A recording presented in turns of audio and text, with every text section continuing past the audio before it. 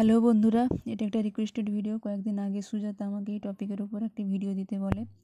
যারা নতুন তুলি ধরছে তারা কেমনভাবে আলপনা করবে, এই বিষয়ে আজকের এই ভিডিও। তো প্রথমেই বলি যে আমি কখনো আলপনা শিখিনি। কেমনভাবে কি শেখানো হয় ওটা আমি জানি না। আমি আমার মতো করে তোমাদের বলছি, যাতে তোমাদের যারা নতুন আলপনা দিচ্ছ তাদের আলপনা করতে সুবিধে হয়। তো প্রথমেই বলি যে 4 নাম্বার তুলি এবং অ্যাক্রিলিক কালার নিয়ে বসে পড়েছি আর তোমাদের আলপনার এই বেশি কিছু আইডিয়া দিতে। প্রথমেই বলবো যারা একদমই নতুন তারা ফার্স্ট এইভাবে তুলিটি ধরবে। যেমন আমরা ছোটোবেলাতে পেন পেন্সিল ধরা শিখেছি, ঠিক একই রকমভাবে অ্যাক্রিলিক কালারের সাথে এইভাবে সামান্য একটু জল মিশিয়ে মিশ্রণটাকে একটু পাতলা করে নিলে আঁকতে খুব সুবিধে হয়।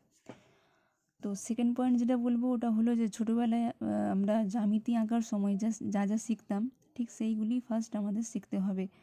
যেমন আমাদের শিখিয়েছে যে সবাই যেরকম আমরা শিখেছি যে সরলরেখা, বক্ররেখা, চতুর্ভুজ, বৃত্ত, ঠিক এই টাইপেরই বেসিক কিছু জিনিস যদি আমরা প্র্যাকটিস করি ঠিকঠাকভাবে, তাহলে আলপনা আঁকতে কোনো অসুবিধে হবে না।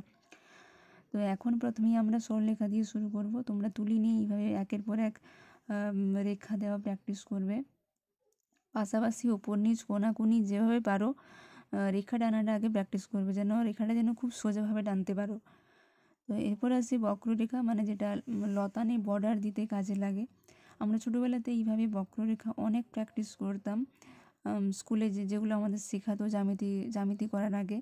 এভাবে পরপর পেন্সিল বা তুলিতে যখন প্র্যাকটিস করতে থাকবে তখন দেখবে বর্ডার আলপনাগুলো খুব ইজিলি তোমরা করে ফেলতে পারবে। যারা একটু ভয় করো যে রেখাটা ঠিকঠাকভাবে আসছে না, বেঁকে যাচ্ছে বা অন্যরকম শেপ হয়ে যাচ্ছে, এইভাবে প্র্যাকটিস করলে দেখবে বক্ররেখা মানে লতানে ওই বর্ডারগুলো দিতে তোমাদের কোনো অসুবিধা হবে না।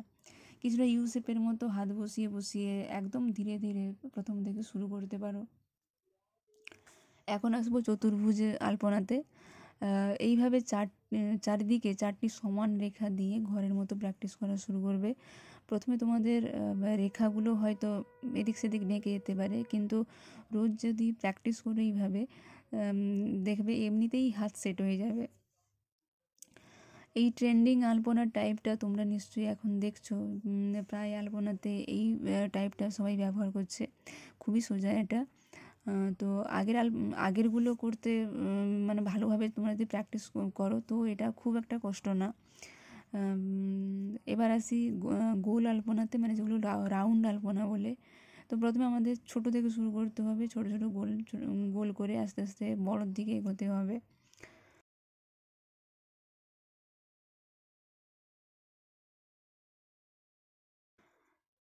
তাহলে ফার্স্ট হলো সরলরেখা। ছোট থেকে বড় এরকম বারবার খাতা কলমে বা তুলিতে, রং তুলিতে করে তোমরা প্র্যাকটিস করবে। হাত যত প্র্যাকটিস করবে হাত তত সেট হবে খুব তাড়াতাড়ি। আর সেকেন্ড হচ্ছে তোমার বক্ররেখা, বিভিন্ন বর্ডার আলপনা বা লতানো আলপনাগুলো যেগুলো হয় ওটাতে এই রেখাগুলো খুব কাজে লাগে। আর থার্ড হচ্ছে লাস্ট যেটা হলো সেটা হচ্ছে গোল বা রাউন্ড আলপনা। তো এই ধরনের ভিডিও যদি তোমাদের ভালো লাগে বা এরকমের ভিডিও যদি তোমরা আরও দেখতে চাও বা বেসিক কিছু তোমাদের যদি কিছু জানার থাকে, তাহলে প্লিজ আমার পেজটিকে তোমরা ফলো করে নিও এবং সাবস্ক্রাইব করে নিও যদি ইউটিউব থেকে দেখছো।